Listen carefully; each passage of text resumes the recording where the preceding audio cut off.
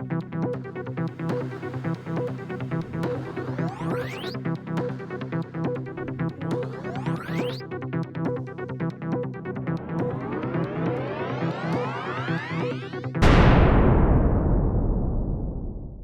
I? Did we hang on one second? I don't know if you're Okay, I was just looking back at the top. Okay, I'm ready. I'm really scattered today. All right. Welcome back to the show. Maybe we should just leave in the pre-edit. I'm scattered today. Yeah. It's just hilarious. Welcome back everybody to the show. I'm laughing because I just asked Dana, "Are you ready?" As I hit the record button, and Dana said, "I don't know, am I?" And then she just looked at it. And anyway, Sounds about right. Sounds should about right. should we tell our friends? Should we tell our friends what we decided to call me? My Oh yeah. label? Yeah, let's tell them. Let's tell them. Yeah. Yeah. So, as many of you know, um, I label myself as mostly neurotypical. And then I was like, wow, the more we do this, the more I sit with The how I neurodivergent think, traits. Yeah. right? I'm Yeah. like, oh, I'm kind of like moving along some of the continuums, right? And then I spend time with my neurodivergent colleagues. And like literally on Friday, I said something and they both looked at me and was like, shut up. Like, you are so weird. Like, I don't even know.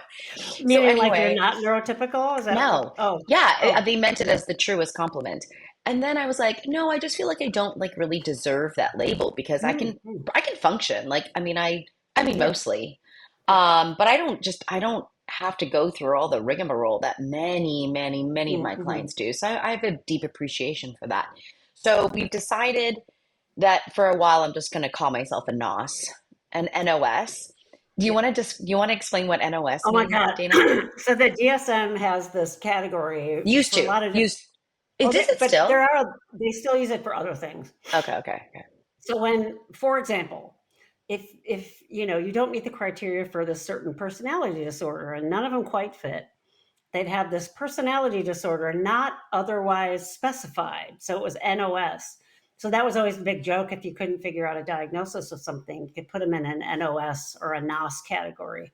So we could just say you're I'm a autism NOSer. NOS or I'm just a neurodivergent NOS. NOS. You're NOS. I'm a Yeah. NOS. My clients say that I have ADHD all the time. And they'll Really? say, "Oh yeah," they'll say this to me. With your ADHD and everything.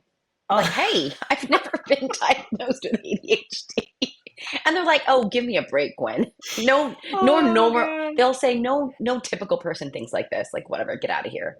My It's interesting because I clients, think there is some overlap with autism around attention things. But yeah, oh God, that's so funny. Yeah, what were we talking? 100%. What's our topic? Okay, first of all, let's just clarify that Gwen is not in the NOS category for personality disorders. Right, Let's right, right, just right. start Yeah, I was there. just using that as an Um, example. Yeah, yeah, but yeah, yeah. but that's the segue, Dana. Oh Okay, no, yeah, that's a yeah, segue for something else. yeah. You know what Oh, okay. you know what we're talking about right now? Oh, yeah, This growing is out of this was our autism. plan. Yeah. Dana, how did this come up? Do you Okay, here's the Oh, question. Can you yeah. grow out of autism? Oh I can't my even say it with God. a straight face. I can't even say it with a straight face. This is my wife knows that when I'm like something, I just put my fingers in my eyes when I'm just like, oh my God, I can't stand it. And so yeah, it's just staying in there. Anyway, Da- okay, so yeah, everybody listening to us is like, what the hell are they talking about?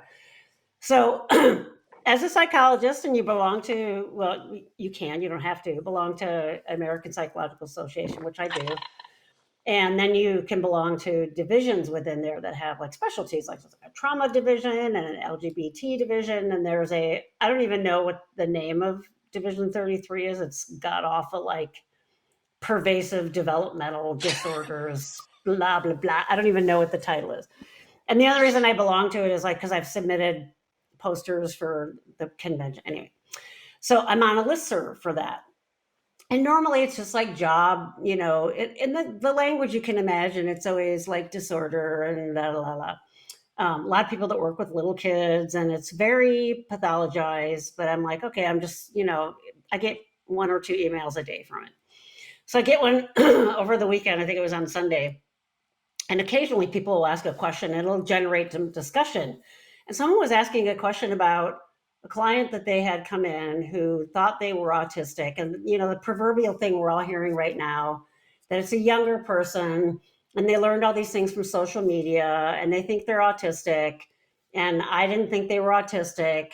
And then the kick, which I've read a million times in all kinds of places. And I'm like, yeah, which isn't true. But, and then it said, I had to tell this young lady that even though she met criteria, that she probably was autistic and met criteria, or she had a lot of signs and symptoms of autism as a kid, she no longer meets the DSM criteria for autism, implying that you can grow out of it. And that was when I was just like, I okay. So, okay, my let's back wife up. was like, "What did you just read? Because you look like," and I'm like, I, I read it to her, I and then she was like, "Oh my God." Yeah. for those of you that don't follow Dana on her socials, Oh God. oh, it's probably not coming out yet.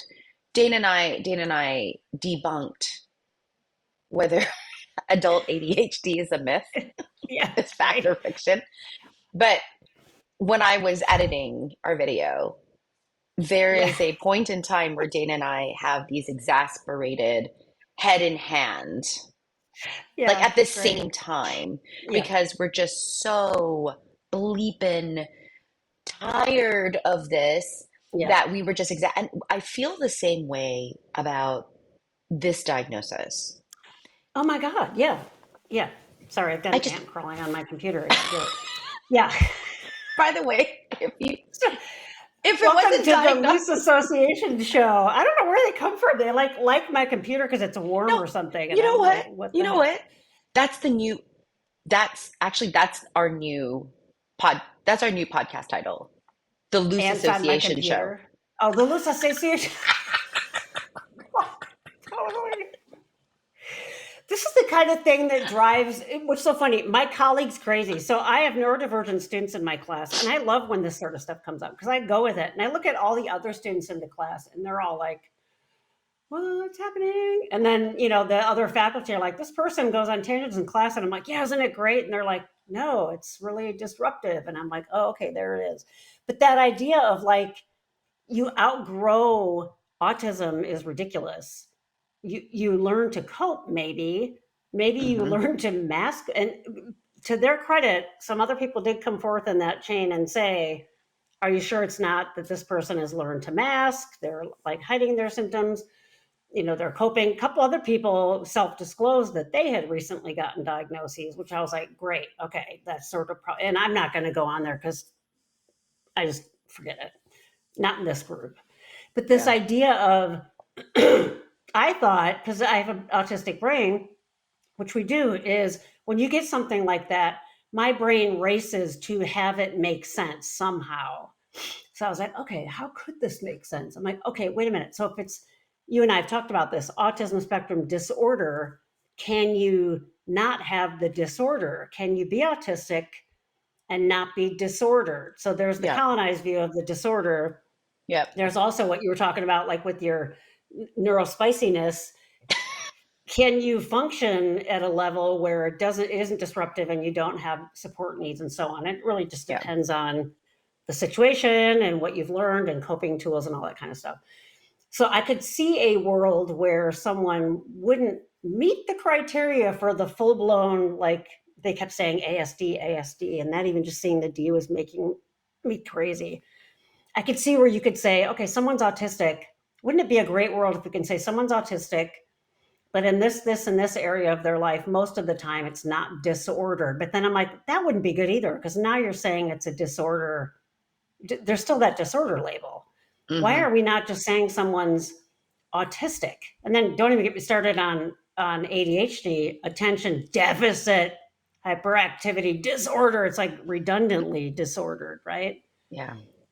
There is still this mindset of one person tried to get in there with the, this really is a neurological condition, the fact that we're calling it, a spectrum disorder. And then everybody just glossed over that comment because I was like, yeah, you go. And then no one responded to that one. But it just reminds me about how much, and these are people that specialize in this, right? several of them and their signature lines are people that work at very large, world renowned autism centers. Granted, probably a lot of them are working with little kids, and it's a little bit different world there because kids haven't learned coping tools and, that kind of stuff. But it's not something you grow out of. It got me thinking more about just the barriers and the mindset to that in general. So, like, I have a student now who was in a placement that didn't have a lot of instruction, right? It was one of these, we kind of sort of call them loose placements, where you show up and you kind of figure out what to do, and there isn't a lot of, do this and then do this and then do this. And that person's neurodivergent, and so they weren't doing well there, right? And then when we talk to them, they're like, well, there's no instruction, I don't really have any idea what I'm supposed to be doing. And then the onus gets put on them, like, well, why didn't you ask, and how didn't you think there was a problem? I'm like, how's this person going to know there's a problem unless someone tells them, because they hadn't, it was the first time. And then now I get an update, which is awesome. And I really advocated hard for this student who's neurodivergent. I'm like, the mindset prior that the bias has been, can this person function at this level if they need those supports? And I'm Oh like, do boy. you hear yourself? Oh boy. We have had a student that graduated from the program who's one of our best students ever, who has spina bifida and has used a wheelchair since she was an infant. Would you make her come into school up the stairs? I mean, I've said that.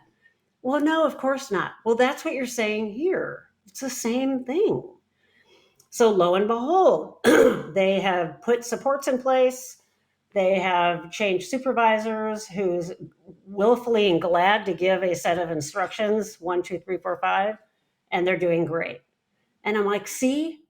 So it isn't that someone should grow out of something. It isn't that someone should not do a particular thing because they can't do it without support. I mean, I'm so tired of that bias. And so in that listserv thing with you grow out of it, there were so many things I just got incensed about, because you don't grow out of it. A, it's ridiculous. It's a neurological thing. But B, this idea of, why can't we give someone the rails they need so they don't go off the cliff? Yeah. Why is that not okay, right? And then but it's that ableist mindset.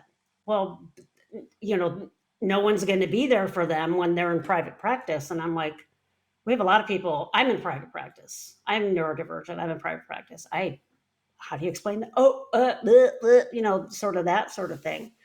But that ableist mindset of even being able to have the privilege to be saying, you don't meet the criteria anymore. It felt so that mindset of, I'm the expert, you don't have the disorder anymore, right?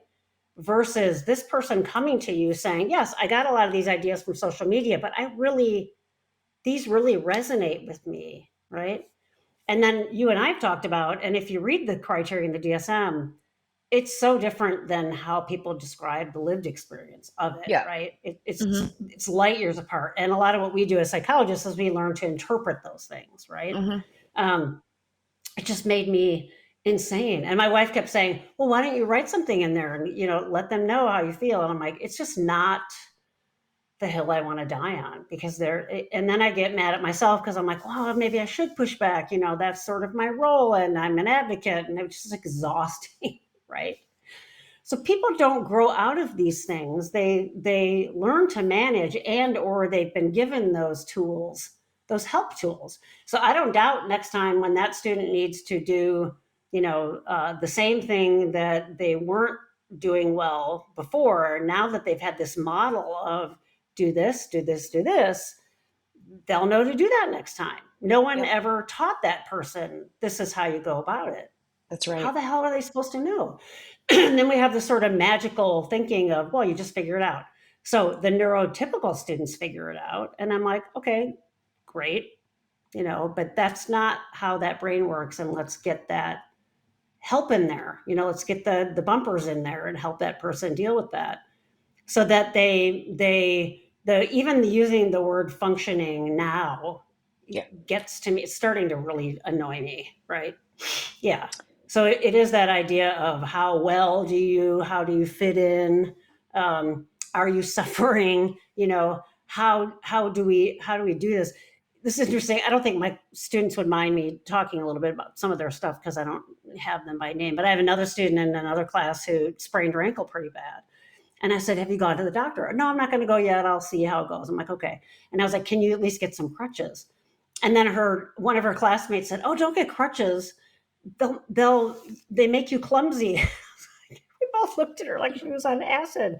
I said, "If you broke your leg and you had a broken bone and a cast, are you telling me she'd be more stable walking on that than using, well, crutches, you know?" And I'm like, "No, you use crutches until your leg heals." And that's like what learning is like. We give you crutches, we help you along, your bone heals, you wean off the crutches. That's the same thing about ADHD or autism symptoms, right? Or characteristics, traits, whatever you want to call them. It's not that they go away, it's that you learn to accommodate them so that you can get by and manage, right? It's not that they're not there anymore. It just made me crazy.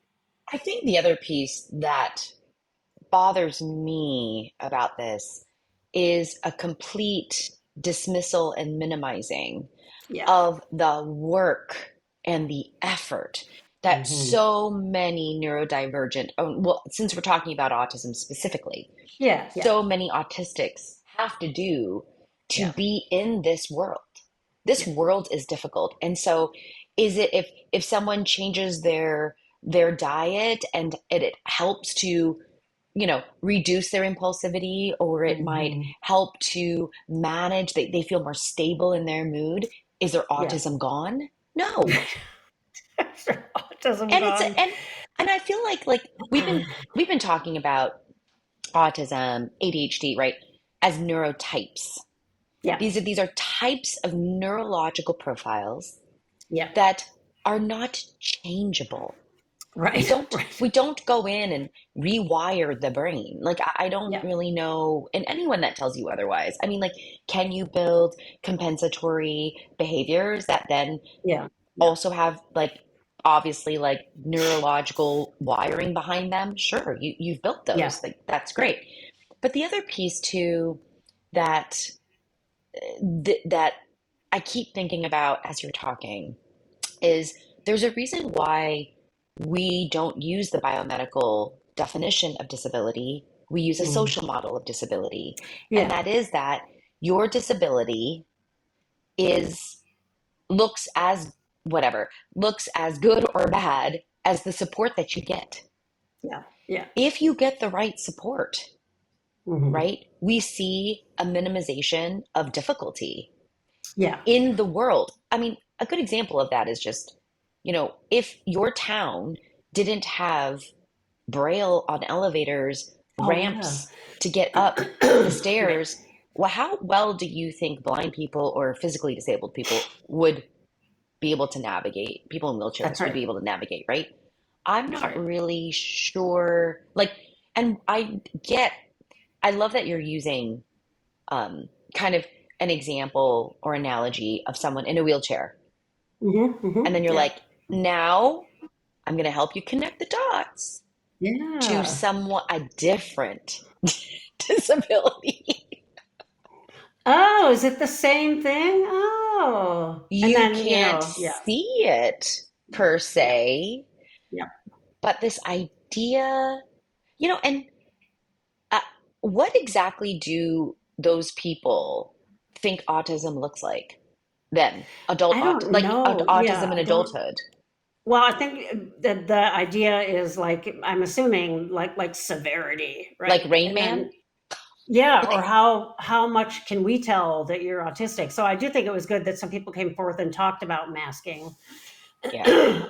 a little bit, but to me, I was sort of disheartened at how dominant the discourse still is around, that idea of, I'm the gatekeeper, I decide whether you meet these criteria or not, and so on and so forth. So it just it was disheartening. And you started out talking about the damage that gets done and the Oh, we were reading the comments before we Mm. went on the air on one of the other videos. Someone had a bad experience with going to therapist, saying, "I think I'm autistic," and they said no, and then Your cluster B, traumatized. which, You're close, yeah, traumatized. Forget it, right? And yeah, that sense of how many clients that I have and that I assess that come to me terrified, understandably so, and it's because of that. Whether it's they've been gaslit by a psychologist or medical doctors, it's always there. It's always, I can see the trauma.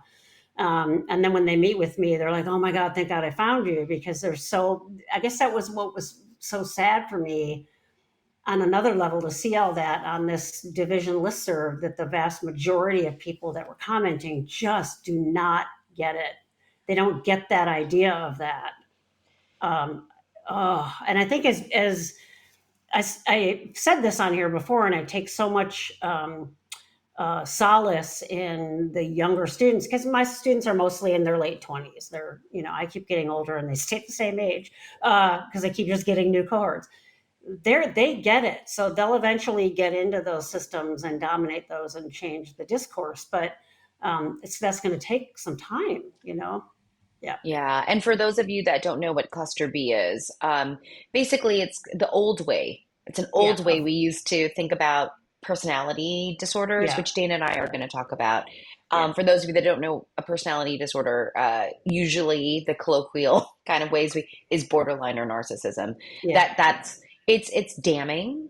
I will yeah, say I feel like that's a very damning kind of yeah, yeah, diagnosis, yeah, because the subtext to that is that you're just a super difficult person. yeah, Like, right, like you're an awful, difficult person who's just yeah, self-absorbed kind of thing. yeah, So yeah, that's really difficult. And I think, here's the other thing that is discouraging for me is that, mm, Dana, your listserv, you are on a listserv. I don't know if our friends know this. You're in a mm, list serve with other psychologists. yeah. I know. This is not like a general It's, public thing. it's This is a no, list serve of yes, licensed yes. psychologists that are practicing in the United States. In some of the most prestigious autism centers. I mean, this is the reality of our world right now in this Yeah. country. I just want people to know that if it really validates some of the experience that they've had, the bias is so, yeah, damn. I keep the word using the word As diffuser, damning. just so damning. You Yeah, know, the DSM has always been a diagnosis via inclusion or exclusion, right? Either you that in of fully meet, itself. okay, Yeah, yeah. guys, like, You're either let's in just, or you're out. Yeah. right? Oh I my. mean, and in so many ways, all of us are like, we are out. I mean, like, Yeah, we want out of the system. But that yeah, is the dominant system because of the way that the healthcare system works yeah, in our yeah, country. yeah. And that is broken. Yeah, insurance, insurance, insurance, right? It's all It's about, money. yeah, exactly. Yeah, that's right. So that doesn't, Yeah, so for many people, they're like, I can't get support and help unless I get this diagnosis. right. That's right. And then you don't have professionals who understand the spectrum Mhm. Mhm. and what autistic adults look like across a Yep. spectrum. Yep. Yeah. We barely get this sometimes for children. Right. Heaven forbid a child is intelligent and verbal. Yep. Okay. They can't be autistic. No, and if it's a girl, forget it. Right. They'll really, yeah, Right. exactly. So Yeah. it's like we even have that difficulty at the childhood level. Mhm. Mhm. And then, Mhm. and as an adult, it's like you don't think that time has gone by where like compensatory mechanisms have come in. I've been Right. able to maybe control my environments more. But so much of the diagnosis, in my mind, in Mhm. adulthood, is about how are you currently meeting life's demands? Like, what is that like for you? And how does that Yeah. change Yeah. across, different settings? And let's talk about those experiences. And then how about when you were a kid? Like, let's talk about Yeah. those things. And Yeah. really clearly, I think you really, if you just take a moment, you start Mhm. to, Mhm. you come up with a picture. Yeah. And that most, I would say, autistics that, uh, I don't do any diagnostic work anymore. But Mm. something that I find is they've done a ton of research Oh, yeah. Yeah. already. And like take that research. Like Hell let's see yeah. why it Yep. resonates with you and Yep. what does that mean to you? Why do you believe this? That makes so much sense. It's we need to just Mhm. and the problem with that is it's time. I really Yeah, feel like I I'll lose say time. thank you for helping me do my job. You saved me a lot of work. And Yeah. a lot of psychologists will be like, "Oh, you're coming and you're telling me this, and Oh you're Jesus. diagnosis seeking.